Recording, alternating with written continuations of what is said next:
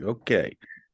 We're up to chapter 11. In the previous chapter, the Tanya emphasized the unity of Hashem and his midos. So remember that it's all based on that one pasuk from the book of Chronicles, Divrei Hayamim, L'cha Hashem Hagadula. It lists off 7 identifiable measurables. That's really what the word midah means. It translates as a measurable.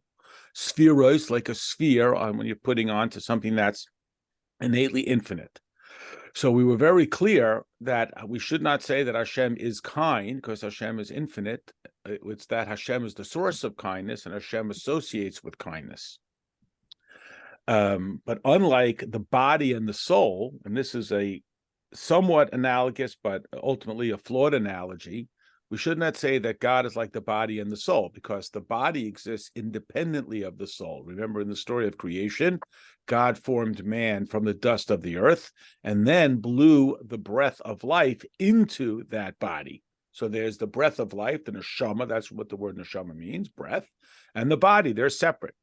The world and the spheroids, and as we will describe further on in this chapter, are not separate from Hashem. So it's not that Hashem is giving the world its existence, because if we frame it that way, the presumption is that the world exists and Hashem is giving it animation, or the light bulb and the electricity. I mean, if the electricity goes out, the light bulb doesn't disappear. So the light bulb exists independent of the electricity. Of course, it's not very useful without the electricity, but it does exist. The spheroids we talked about in the previous chapter are one with Hashem. They have no independent existence. Each of them is intertwined with the other. Remember, it's actually very much the parshas that a surefire sign of godliness is cooperation. So that's why Yaakov is able to take on the Esav characteristics: voice of Jacob, hands of voice of Jacob, hands of Esav. Unlike Klipa, which clamps down on it's mine and I'm not sharing, and this is how I do it, and I'm not changing my way, and that's it, and I don't deviate from that. So the spheroids blend together, not just because they've learned to play nicely, because they are not so rigidly the spheroids. We talked about this with angels and so on, as I'm sure you recall. Because again, chesed of Hashem is not really chesed. It's not rigid chesed. It is rather an expression of the infinite through chesed. So we now have a visual. You may remember this from the last time we did it. So if I show you this, what letter is this, everybody? This is the letter Aleph. Okay, but here, you ready? This is going to impress you. So if I show you this, you see the letter Aleph, the stencil. But this isn't really the letter Aleph, because if I remove the stencil, you have the infinite. So what makes it the letter Aleph? The letter Aleph is only shaping what is otherwise infinite. So the Aleph is not rigidly, truly in existence. On the contrary, what the Aleph is doing is blocking out every other possibility so that it appears like the letter Aleph. So this is a method for us to understand the characteristic of the spheroids and the midah. Now, in the last chapter, we talked about this in the characteristic of it. So a person is not innately their achievements. They are their own identity.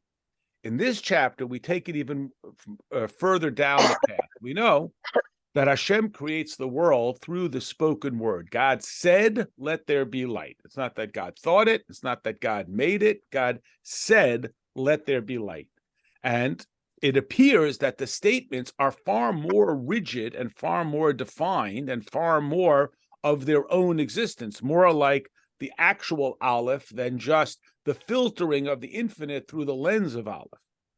In this chapter, we are going to explain that just like the spheroids only have identity on this side of the equation, again, when I hold up the stencil on my side of it, it's completely infinite. It has no definition. It's infinite. It's only as it is communicated to the recipient, to the listener, that the speaker's words have identity. So even the creation statements, and thus by extension all of existence, only appear to have significance relative to the creatures. This is, even though this appears to be a step down from Atzmis, it's still absolutely one with Hashem. And even though Hashem creates via the statements have no independent existence. They are filtering the infinite. So thus, by extension, we say that no thing has its own existence. It is merely a filter for the infinite. Ipso facto, when we can access the infinite that is contained within each of those things, we can find the no thing in the everything. We have access to the infinity of Hashem, which thus allows us to discover the infinity of Hashem when we use physical material objects for mitzvahs, which helps us understand a classic struggle, which is why is life so filled with mundane tasks? Why is it that life is filled with more material tasks than spiritual tasks? And the answer is, or the answer that we glean from this is that this is specifically where we discover the genuine infinity of the of Hashem is specifically within. So rather than saying, "Oh, I gotta eat," okay, so we'll make it kosher. I have to have a house, okay, so I'll put up a mezuzah, and then just seeing the whole thing as one big nuisance that's constantly annoying me when I'd rather be doing spiritual things. The message here, or a message that we derive from this, is that when we are engaged in all of these behaviors, we are actually discovering the infinity of Hashem through looking back via the stencil into the infinite. Okay. We described in the last parak that each of the spheres, and we're going to see it here again, where our focus is on the spoken words, the words of creation, has two aspects. They have the more personal aspect, the way they are linked into the infinite, and they have the more tangible aspect, the way they are identified as chesed, and chesed is different than gevura. The same is true with the Maimaros, with these statements of creation. God said, "Let there be light," and so on and so forth. We assume that they are only expressive, meaning the purpose of speech is for the other. I don't have to speak for myself. The reason why we speak is so that other people can know what is within ourselves. Now, we're going to revisit some ideas that we talked about in the Sefer Shel Beinanim about understanding the process of developing and concretizing a thought that is organizing an amorphous instinct, a chayfetz, a desire, a passion, and then formulating it so that it can communicate to others and retaining that same intensity.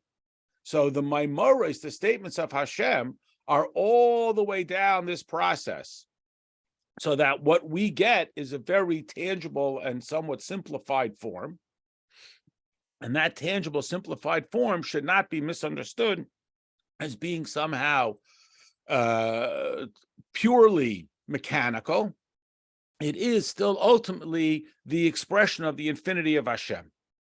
So the development of the idea in the spoken word make these ideas tangible to us without forfeiting their essential infinite character.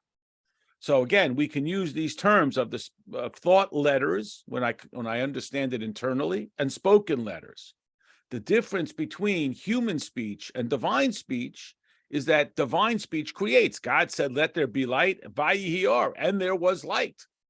There was, in fact, what God said. Now, this is true, just to finish that thought, that whatever we say does create a certain reality, which is why we're so particular with our words, because when we say something, we are creating a certain degree of reality, but it's certainly not to the same intensity of Hashem. So whereas we might have seen or perceived or understood the spoken words of Hashem, God said, "Let there be light," as being purely a mechanical method of creating light, what we now are understanding is that the statement, "Let there be light," is the ultimate illustration, or it's the rubber meets the road. It's the completion of the circuit from the intensity of all things that light means. So light means chesed, because like chesed is expanded without discrimination, so too when I put the light on, it lights up the whole room. It doesn't just light up the specific area that I want. So each of these statements are the product of a whole procedure that results in that touches the world in the statement of Vayihi Or, and so on. So this is what we're going to be focusing on as well. Here we go, chapter 11. Vihine. Again, you see the Vav. The Vav suggests that it's a continuity. The continual theme is, in the last chapter, we spoke about how the spheros, which are still essentially internal, are absolutely one with the infinity of Hashem. Now we're going to talk about, even at the expressive level, and anyone who's ever been misunderstood, which is probably everyone, understands how I perfectly understand what I'm saying. And even if I struggle to express myself when I do, if the listener understands it differently, so then there's a certain breakdown between the essential idea, the thought out concept, and the spoken word. Well, with Hashem, it's absolutely smooth. It's a high fidelity expression of the innate impulse. Gam asura maimaros, also the 10 statements. You recognize this from Pirkei Avos. There are 10 through 10 statements Hashem created the world. That's the opening chapter of Bereshis. There's really 9, but Bereshis itself is one of them. Gam Kain is also, again, just like we spoke about it with the spheros, that the spheros are not independent, rigid characteristics. And again, we all could understand or appreciate the experience of being too rigidly fixated on what I'm doing, that we get so focused on what we're doing or so doggedly attached to what we're doing that we forfeit any flexibility. So again, a surefire sign of holiness is the capacity of fluidity, because it is innately fueled by the infinity. If something is not, then it's locked into what it is. I'm chesed, that's all I do. I only do chesed, and so on. So the same is true with the Maimarim. Even though the Maimarim have to be particular, Hashem says, Vayhi Or, it, quote, wants to create Or, light. So that would seemingly be far more rigid. And yet, and again, we're not here to study physics or biochemistry, we do see that there is an interplay between light. I mean, just a simple example, that light helps the plant grow. So light is not only about light for itself, it's also light as it interplays with other creations when it's coming from that infinite characteristic. Lagabi nevroim bilvad, but again, it's only relative, like the stencil example, it's only relative to the viewer on the other side of the filter of the statement. So again, the primary chiddush, innovative point so far, in contrast to last week where we spoke about the spheros, the what I'll call flexibility or the infinity of the spheros is a little more obvious or a little bit more tangible, because the spheros are so much more flexible, meaning, well, that's a bad word, so much more general. Meaning, when I talk about chesed, there's all types of chesed.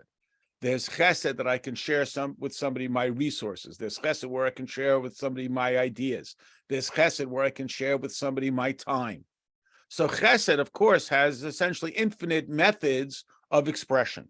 But or light has to be light. Even though light is the physical manifestation of chesed, but there's other manifestations of chesed. For example, water. It also has the characteristic of chesed, of being uncontainable, of nourishment, and so on. And yet, when Hashem says, Vayihi Or, let there be light, it's not simply let there be a physical manifestation of the form of chesed. It's something very particular. It's light, and it's not water. And even so, meaning despite the rigidity, I'll use the term, the narrow confine of a statement, Vayihi Or, still the consequence contains the infinity of Hashem. That's a further chiddush, is the word we use, the radical point, even relative to the spheros, because the spheros are conceptual ideas, like the concept of kindness. So we can a little more easily imagine, even though, yes, it's true that kindness is not rigid discipline, so it does have parameter, so that might lead us to think it's more finite. And then it teaches us, no, that's also infinite, as evidenced by the fact that kindness can partner with rigid discipline. We get the next step down, and we start to talk about the statement by Yehi or Yehi or let there be light, it's very particular because it's going to produce or light, not some other physical manifestation of chesed.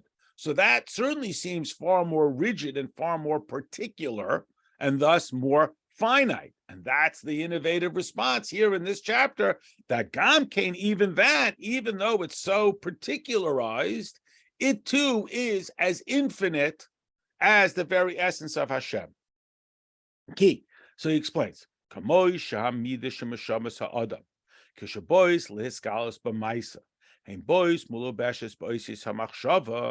So, for example, and as this is a common process that we have seen before, that we use human procedure to help us get a grasp on the infinity of Hashem. And the Alter Rebbe says, hey, the Torah does it, and this is not unique to the Alter Rebbe, where he leans on this statement that Torah speaks in human terminology. God said, God thought, God regretted, God's arm, and so on and so forth. So we are allowed to do that. In addition, the quote from Job that says, from my flesh I see God. So we are allowed to talk about Hashem via the lens of our human experience. So here the Alter Rebbe uses an example. When a person wants to express themselves in some tangible method to illustrate this characteristic. So a person has a certain feeling. Maybe a simpler way is like working with a child. So the child is all upset. So the parent says, what's bothering you? So the child doesn't know because they're a child. They're just upset. So the parent hopes to help the child develop their thought processes, to understand what it is that they are feeling, to articulate it, and thus to enunciate it. Now, we do this intuitively to the point that we probably don't notice it in most simple things, meaning we feel cold, so we put on a sweater. But if we could break it down into little tiny baby steps as to how we walk along that line of process from the stimulus of cold to the analysis of the discomfort to the recognition of the remedy to put on a sweater. So again, imagine we could break down into little micro steps. So this is what the Alter Rebbe says. First, it has to be in what's called oisios, letters of thought. Letters of thought mean that I start to organize the idea internally. So I have some irritation, and I start to organize myself as to the analysis of the issue and the proper remedy for that issue. So again, I recognize what I'm feeling is cold, and the solution to that is the sweater. For example, the character that is the conceptual idea of chesed or rachamim. Again, chesed and rachamim are two different midos. Chesed is limitless. Rachamim, like the term rachmanis, it means that I recognize who deserves and who doesn't, but I give to the one who doesn't deserve anyway. So it's more like compassion as opposed to just limitless giving. So the emphasis here is on the physical manifestation of this midah, not just the concept of the midah. And again, we could get caught up in the obsession of an analysis of the idea without it ever manifesting. And part of that is because the idea of kindness, the sort of writing the PhD thesis on it, is a lot more exhilarating than the execution. The conceptual idea of it is very, it's got a certain infinite characteristic to it. The execution is pretty boring because it's so specific. Can we invest within that rigid behavior the same enthusiasm, the same infinity? I don't want to use strike the enthusiasm, infinity that we have in the conceptual idea. Then we have truly done something distinctive.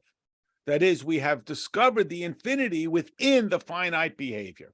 An example, it's a little bit off topic, but maybe it's an example. The Rambam tells us, it's rooted in the Gemara, that when a person gives tzedakah, it's crucial to give it with what's called a saver panim yafos, a happy face, not to do it begrudgingly. And he says that if a person gives tzedakah to the poor person with a saver panim ro'is, a bad, an angry face, he forfeits the reward of the mitzvah. So the Rebbe asked the question, look, as far as the poor guy is concerned, he's still better off getting the money from the donor than not getting it. So, okay, it's not the best way of doing mitzvah. That's true of every mitzvah.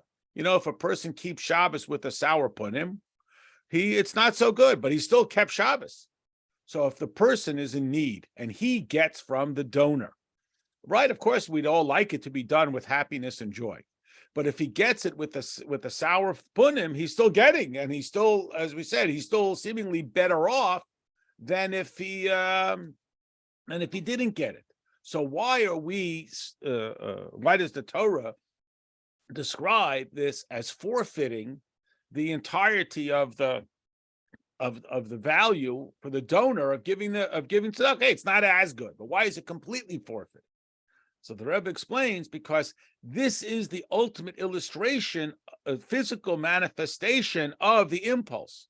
And if he has cut off any sense of godliness in the behavior because it's so begrudging, so it is in this context absent any of the spiritual side of the chesed. So he has completely separated the behavior from anything godly.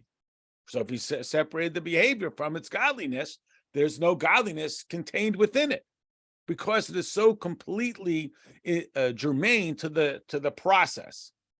So here what we're saying is that when a person acts, that action is an indication of all that has led up to that activity. So when the person says, I don't know why I did that, it's not me. Well, I guess it is you at some level. Otherwise, it wouldn't have happened. So he's saying, it's not going to actually manifest itself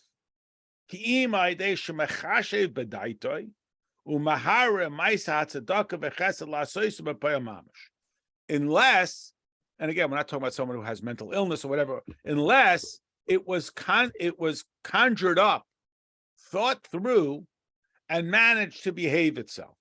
So each of these processes, the internal that congeals through thought, that then works its way down into speech, and expression is completely detached. It is the product of all. So I don't know how I did that. It may be that I'm not aware of it, but it's not some other entity. It still is the product of something within this person that leads them to it. So in the positive side, when the person does the act of kindness with enthusiasm and passion, they have a high fidelity communication from the essence of their neshama all the way worked down through their manifestation. This is perhaps gives us an indication, like the Gemara says, and we know it from our own experience. The Gemara says that if a person has a coin from Eoi, from Job, they can be assured that they will do tshuva in their life. You say, but it's a coin. It's the most material thing. We, of course, think of getting $1 from the Rebbe. It's the most material item. Yet, for a tzaddik, his material items completely take upon themselves the character of their spirituality, because there's an absolute process all the way through. Well, the ultimate of that is of Hashem. So every blade of grass and every grain of sea and so on, like we always talk about, all the Hashgacha Pratis, is because the physical manifestation is the product of all of those stages, even though to the surface it just looks like the rigid aleph letter, like we talked about or we demonstrated in the stencil example. But what if a person now is not doing it, but rather he is instructing another person to do it? So in order for somebody to persuade others to act upon his idea or his impulse, he has to verbally express it to them. Similarly, Hashem identifies a midah, and it manifests itself in creation. Chesed becomes or. Just like human communication, there's particulars. You have to give the person real specific instructions. So too, Hashem's communication requires tangibilizing, that is, making it something congealed into a particular instruction from this impulse. And that's the oisius of creation statements. So, for example, Kamay HaMelech, a king. So the king is giving an instruction to his subject. Azi mislabeshes midas hachesed. So now he wants some kindness to be done. So he has the impulse for this action. And now he's got the specific plan and the idea. And now he's able to express it.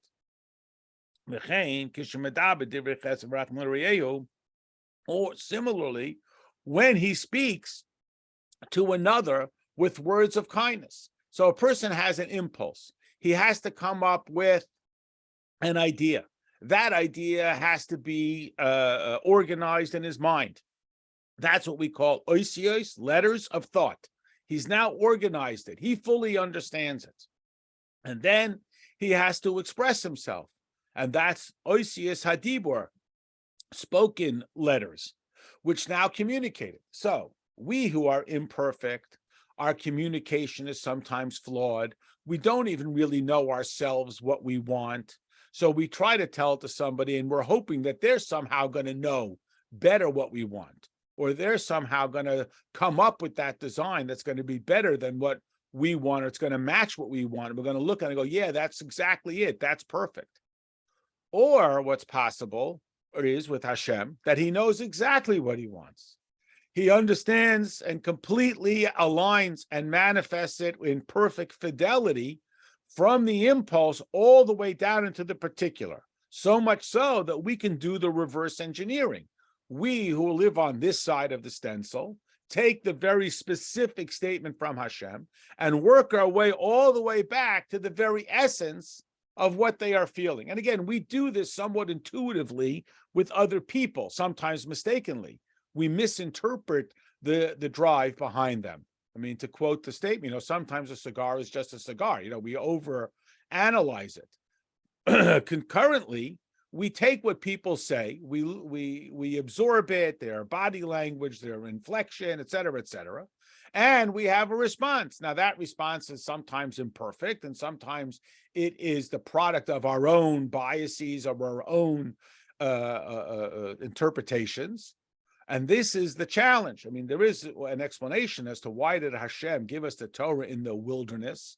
Why didn't he give it to us in Yerushalayim or even in Egypt, Lahavdil, like we'll show you that Torah is here to even transform the least evidently godly place or the most holy place. So amongst many explanations, one is because in order for us to truly absorb Torah, we have to completely free ourselves of any preconceived notion. So were we to get Torah in Yerushalayim, we would see Torah as being exclusively for holy things. Were we to get Torah in Egypt, we'd see it through the Egyptian lens. By going out into the wilderness, we have to completely clear ourselves to be makabel, the Torah, to receive it. And that means that even though all we're getting is letters, that becomes the looking glass for us to do, like I'm describing it as the reverse engineering, to align ourselves with the true infinity of Hashem. And this begins with creation itself being manifest through the letters. Kachal derech mashal, similarly, midoisev shala kadosh baruch hu, the midos of Hashem. And again, when we talk about the midos, they are, again, the ways in which Hashem makes himself knowable to us. When they are going to be manifest here into this physical world. So again, there's the idea that a person is kind, and then there's a person who does kindness.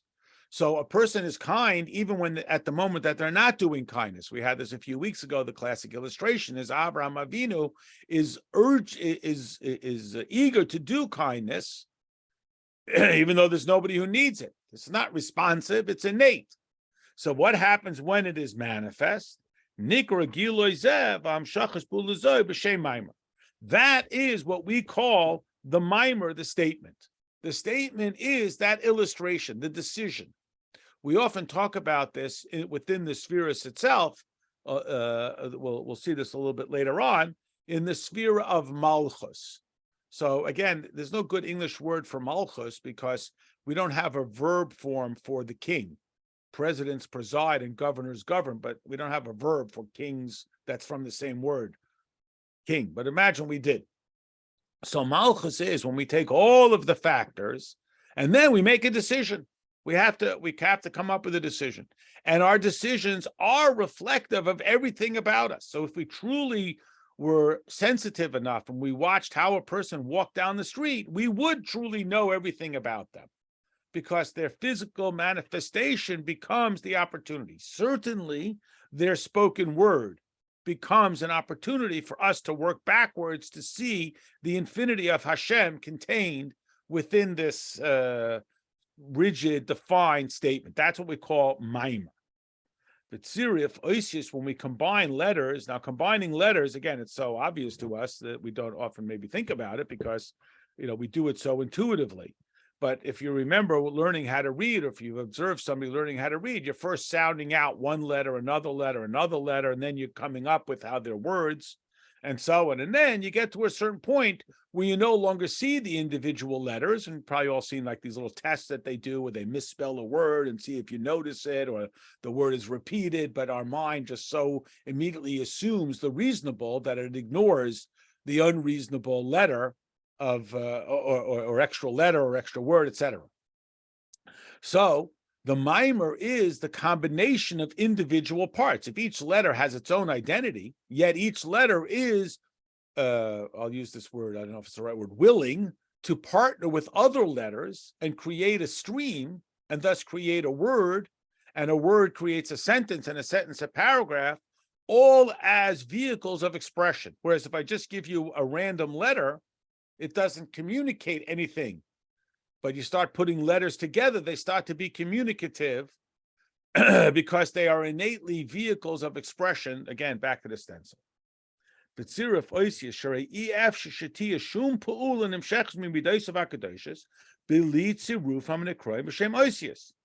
There is no other way. Again, God is God, he can do whatever he wants, but the way Hashem created the world, in order for us to express chesed, we have to have the letters of chesed. And this, again, we know this so culturally, that on the one hand, we are very welcoming and loving, and everybody and their imperfections are welcome. On the other hand, we're absolutely insistent on every nuanced detail of the law. A classic illustration is often pointed out from a Torah. In a Torah, every letter has to be perfect, and no two letters can be touching. They all have to have their own independent identity. Yet, if a word in a Torah is spelled and it's spread out, so it doesn't look like one word, or it's two bunched together, and you have two words that run into each other, or we do it in our natural spoken word, we use inflection to suggest punctuation and questions and where words begin and end. So each letter, again, it's hard for us to imagine because we just use it so naturally, but each letter is its own independent character, and yet it is part of a series that blends together, that forms words, sentences, and paragraphs, as we said, because that's the delivery method, excuse me, that's the delivery method for the infinite characteristic of the Midah. Excuse me. Kagoin, for example, Libria Sa'or b'midas hachesed. So we can use our imagination and comprehend how light, which is non-discriminant, right? It just lights up the whole room, is a physical manifestation of the character of chesed. We talk about this, we use it in English as well. We say this apple is very sweet, and we say that person is very sweet. Now, clearly, there's a similarity between the sweetness of an apple and the sweetness of a person, and yet, of course, it's not the identical characteristic. We say that person is like they bring light wherever they go. When they say in poetry that it's light, it doesn't mean that if you put a plant in front of it, it will grow. It's a metaphor and an analogy, but it's something similar. We understand the communicative or the communicated concept of light, like the light that lights up the room, and a person who brings light wherever they go. So how does chesed become light? How, in fact, does Hashem manifest his chesed? If he were to say, I mean, of course, he's Hashem, he can do anything, but the way Hashem set up the rules, if he were to say, Yehi chesed, let there be chesed, we wouldn't have something that I can see and separate out two different colors by. You would have this conceptual idea of chesed.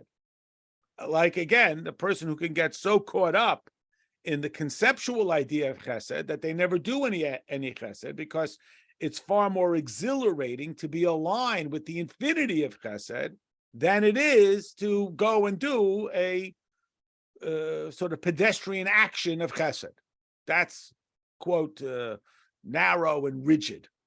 Whereas the infinity of the concept of chesed is far more tantalizing than the execution of a specific chesed behavior. But again, here it's also important.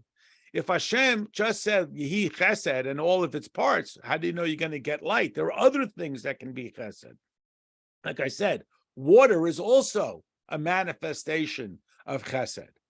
So even the term Yehi or light, which is very particular because it's light and it's not water, even though both of them would be manifestations of chesed, we're saying even within that, you can discover not just discover, it is the infinity of Hashem, not just the conceptual idea, even as we go further and further.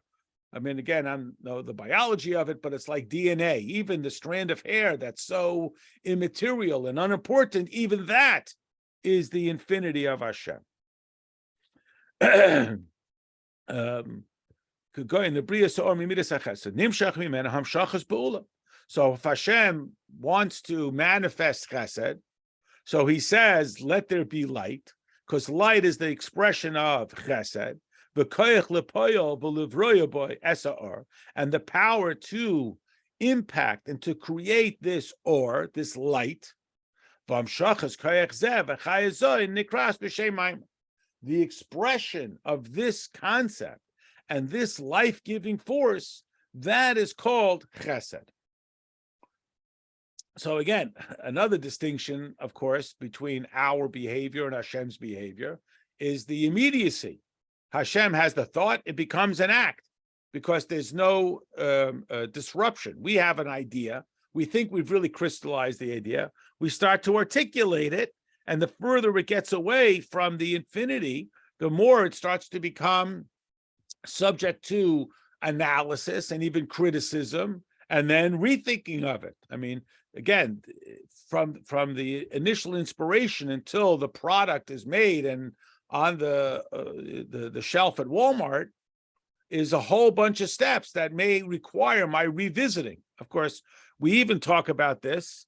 I know it might seem like a bizarre analogy, but we talk about this with the creation. Hashem created worlds and he destroyed worlds.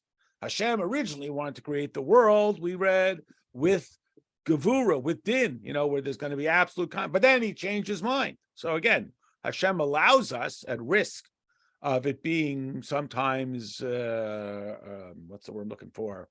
Snickered at, to use human terminology, that Hashem had an idea, he started to manifest it, and then he came up with a better idea. Or even in the story of creation, after 10 generations, Hashem said, okay, I have a better idea. So how that is with Hashem's perfection, and Hashem doesn't need a practice run, etc., it's a little beyond the scope.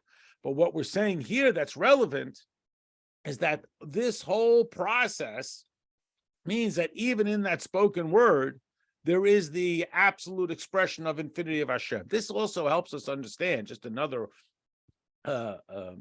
tangible experience of it. When we are so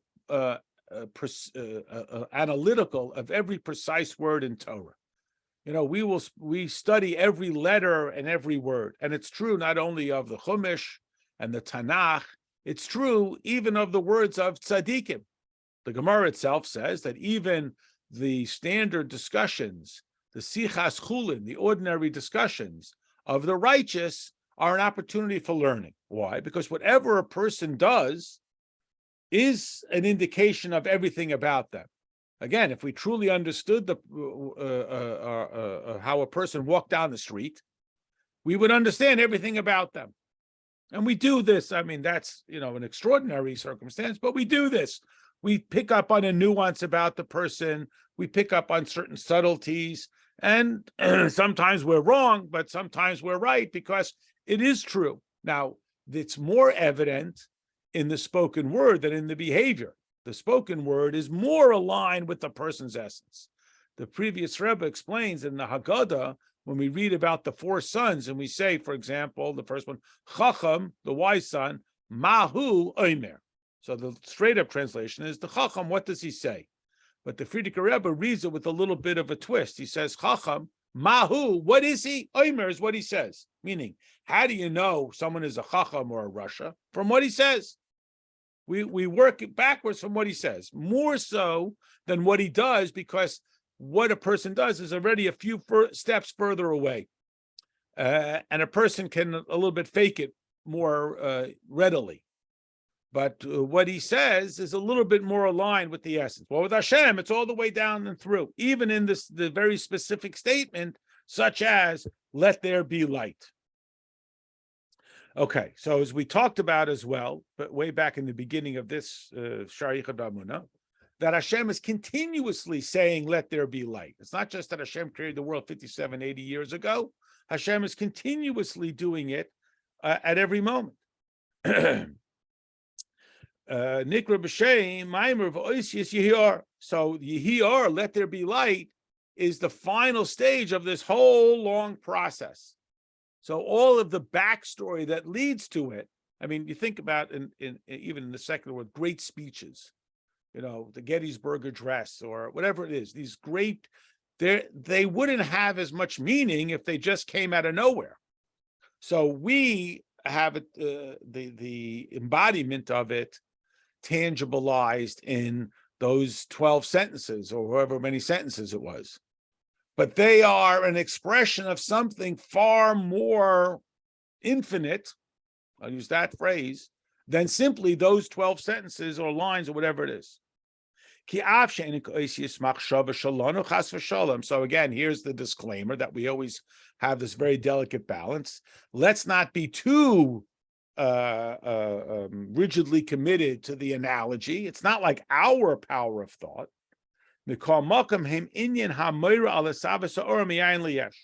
So again, as we always talk about, since Hashem creates the world in a manner that we can have some relationship with the world, with the creation process. So of course, Hashem could just go, boom, create the whole world in one instant. Like we asked the question, why does Hashem take 6 days and rest on the 7th? Just create the whole world instantaneously.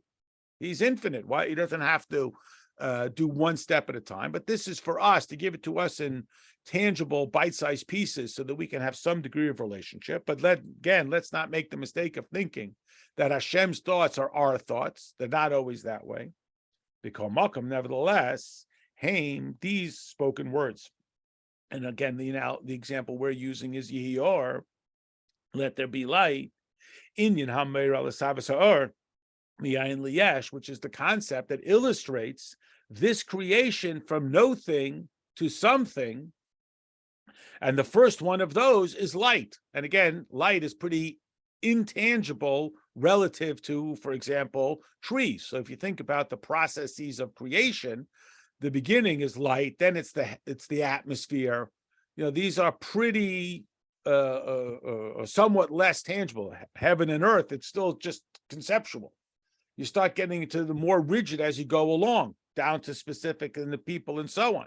But certainly light is something measurable. Even if you can't put it in a box, you can't contain it, you can measure its intensity, you can measure its warmth, you can measure its visibility, and so on. So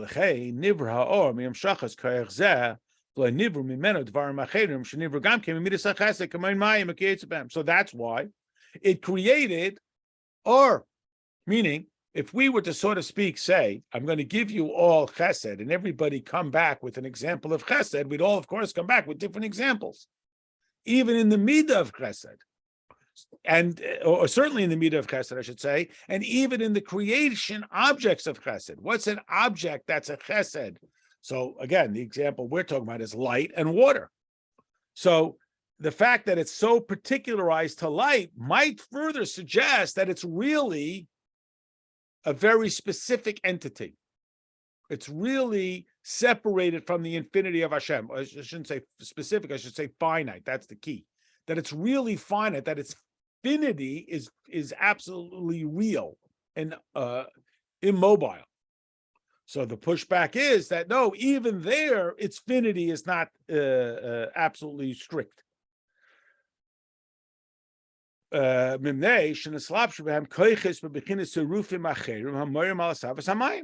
Because again, to create water, you need to reorganize different thought processes. Different letters create water, then create fire, then create light. And yet they're both from Chesed. And the fact that Hashem decided to create or light certainly suggests a far more rigid finity. The nimsa ki kol chayes v'koiches anim shachs min b'deis v'akadosh l'stachtenim l'bria l'baram miyayin liyesh ulachiyosum l'kayim nikru b'shem oisius hagadushos.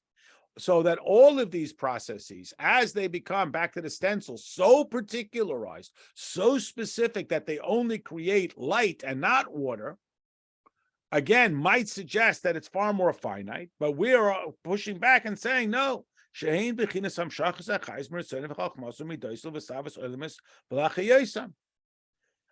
it is still manifest from all of these processes, the Ratzon, which is the driving force, the Chachma, which is starting to organize that thought, and the Midah, the very defined measurable of kindness versus discipline, to create the world and to give them existence. Heim Shnei Mini Olamas. This is two forms of worlds. Now, here the Alter Rebbe is going to introduce a term. We've talked about this before. We've seen it before. That are called the hidden world and the revealed world. So in the Aramaic is Alman Sistimin and Alman Disgalian, the hidden world and the revealed world.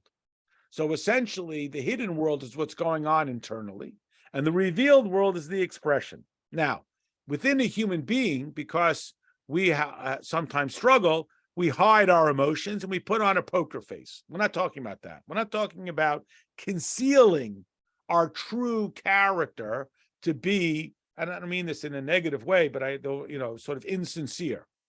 So if a person is going through some sort of turmoil, but they put on a happy face, it's harsh to call it insincere. I can't think of a nicer word, but they are blocking their inner hidden world from their revealed world. But what we're talking about is the capacity to communicate. Like we always talk about, the ultimate goal is to make this world a place that godliness is welcome in, dira b'tachtainim, dwelling place for God. What does that mean?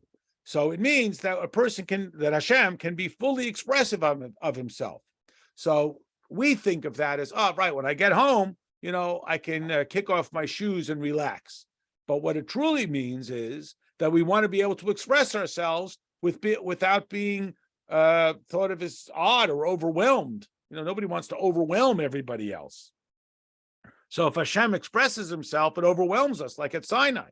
So the more we make it welcoming. So this is the two concepts called the hidden world and the revealed world. So the origin of it, you may recognize it. We say it in the davening on Erev Shabbos, from a phrase that's called Pasach Eliyahu. Elijah began and he said, and here's the full quote. I'll read it first in the original Aramaic just to give you the full flavor of it. Hem shni mini. These are two types. Antu da pikas eser tikunin. You, that is a reference to the essence of Hashem, even though using the pronoun you almost feels disrespectful, like, hey, you. But what it means is you in your entirety, because if I identify you by your social status or by your profession, I've only highlighted a certain characteristic. It's like we say, Baruch atah, you. And then, because we're just talking about you in your entirety, so you have dispatched 10 Eser Tikunan, the Korinan Le Eser Sfirin, the 10 orders called the 10 Sfiros. This is, I'm not reading from the text here, I'm reading from the Pasach Eliyahu, so it's not here specifically in the text. Lahangan Bahan Alman Sistimin Dloiskalman Balman Diskalgan, to conduct the worlds that are hidden and not revealed, and the worlds which are revealed. So we have two terms. We have almastesimen, hidden worlds. Susser means like blocked up, and revealed worlds. Alma disgalion, like Giloy. You recognize the root word there. Alman systemen, alman disgalion. Hidden, blocked, revealed, flowing. So Alma disgasia, the hidden world, is, for example, my thoughts. You don't know what I'm thinking.